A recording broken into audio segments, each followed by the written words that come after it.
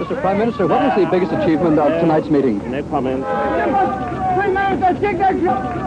O'Neill survived another vote of no confidence.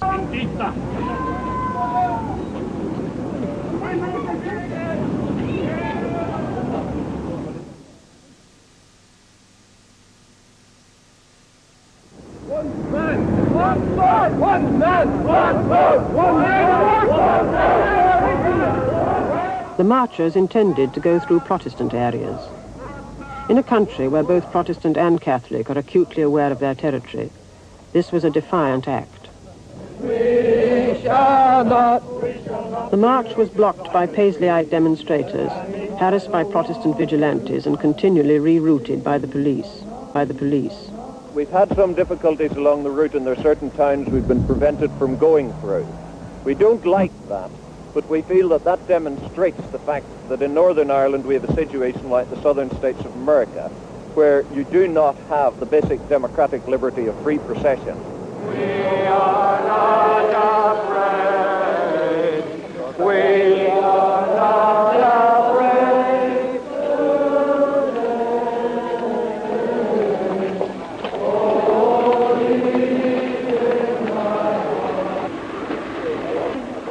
On the fourth day, the march was stopped near Derry.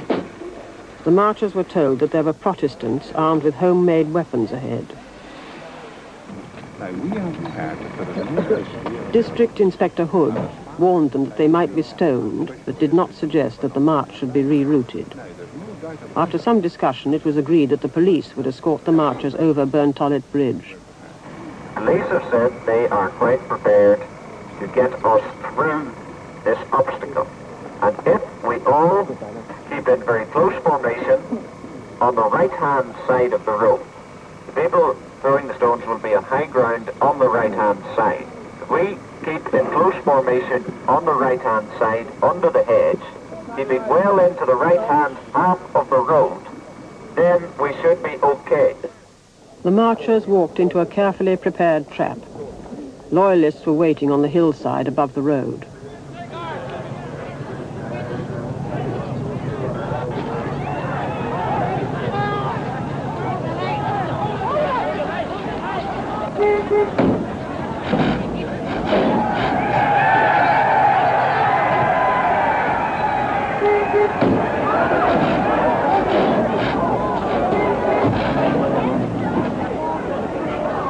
Many of the attackers were off-duty B Specials, the reserve police force.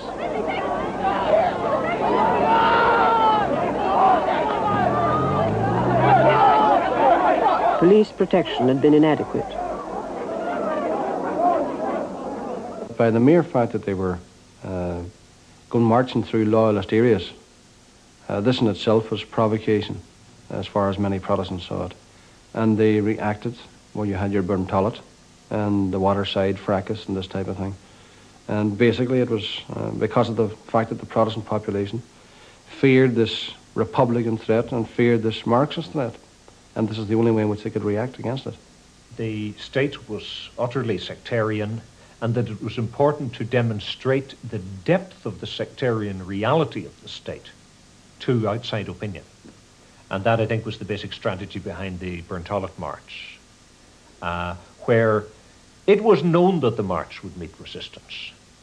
But the point was to demonstrate that it was not possible to march from between the two major cities of Northern Ireland without being attacked by loyalist thugs, and to put to the test the state, to put to the test the state's forces.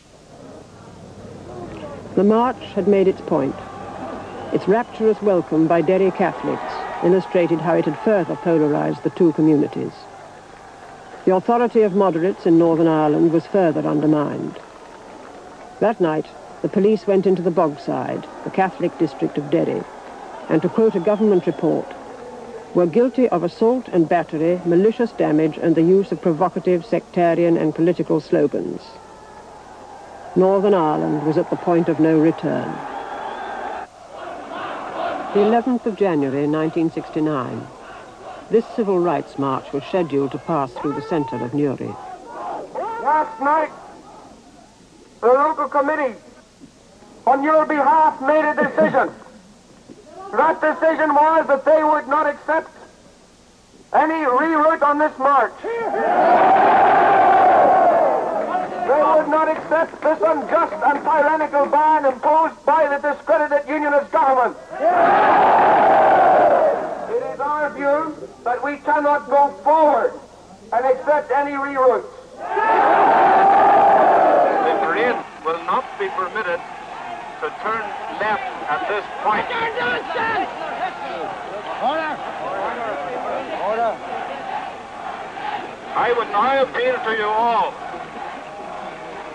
to be sensible in this matter and to continue a peaceful parade along the route which has been laid down. The civil rights movement up to now has followed a policy of non-violence. Now, are we going to let down the decent people of this country? No! There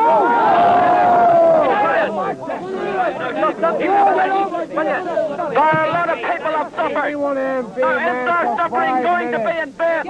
Or can we wait for a few more months to get the reforms which must inevitably come? We'll fight them. One goes on. We'll fight them.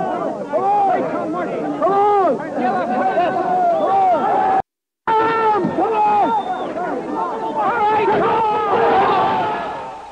As the stewards lost control, Catholic demonstrators were for the first time violent.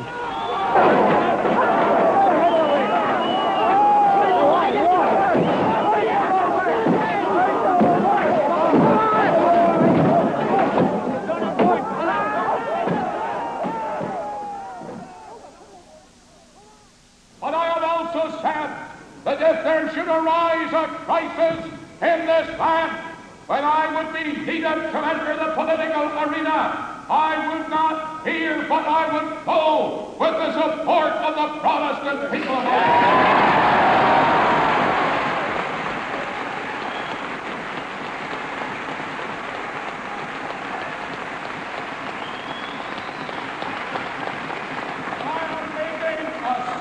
Declaration to you that if there is an election in the near future in Ulster, whether in prison or out of prison, I'm going to fight O'Neill and Van. Paisley was now emerging as a major Protestant politician. In February 1969, Protestant demonstrators in Belfast were chanting, "O'Neill must go."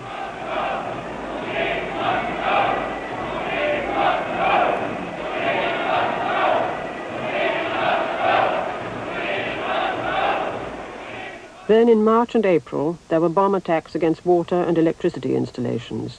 It was assumed to be the responsibility of the IRA. Actually, they'd been perpetrated by Protestant extremists. However, these incidents raised old fears and anxieties about the IRA.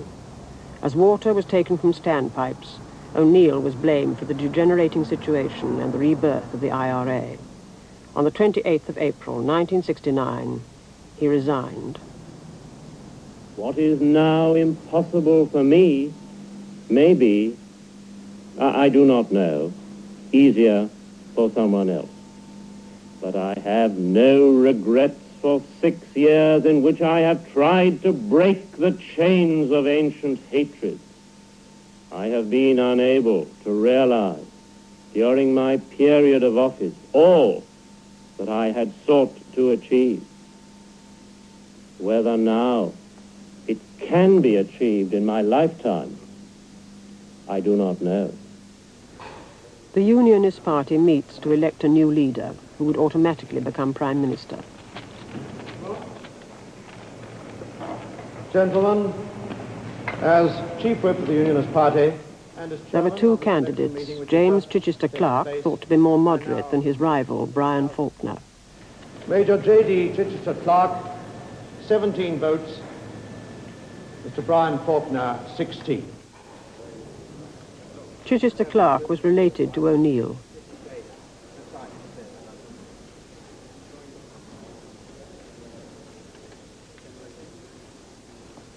British politicians at Westminster were following events in the province with increasing concern.